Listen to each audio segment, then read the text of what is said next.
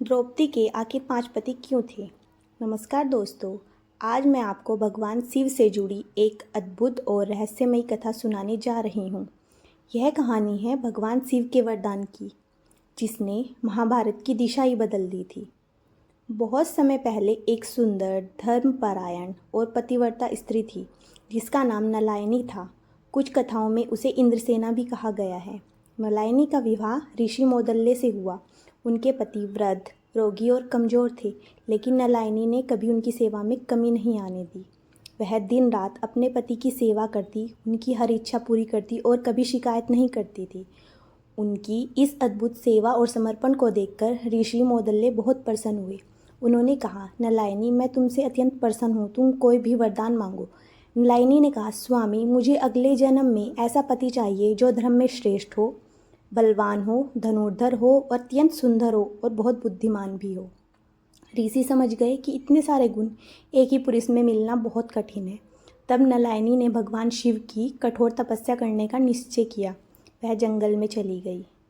वर्षों तक शिव जी का ध्यान करती रही। ना भोजन की चिंता, ना आराम की इच्छा, बस शिव भक्ति। उनकी कठोर तपस्या से प्रसन्न होकर भगवान शिव प्रकट हुए। शिव जी ने कहा, पुत्री, मैं तुम्हारी भक्ति से प्रसन्न हूँ, वर मांगो। नलायनी भावुक हो गई और उत्साह में 5 बार बोली, मुझे सर्वगुण संपन्न पति चाहिए, मुझे सर्वगुण संपन्न पति चाहिए। नलायनी ने ये वाक्य 5 बार बोल दिया। भगवान शिव मुस्कुराए और बोले, तुमने यह वर 5 बार मांगा है, इसलिए अगले जन्म में तुम्हें 5 पति प्राप्त होंगे।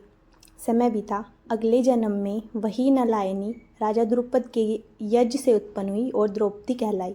और शिवजी के उसी वरदान के कारण उनके विवाह 5 पांडवों युधिष्ठिर, भीम, अर्जुन, नकुल और सहदेव से हुआ। यही कारण है कि द्रौपदी के 5 पति थे।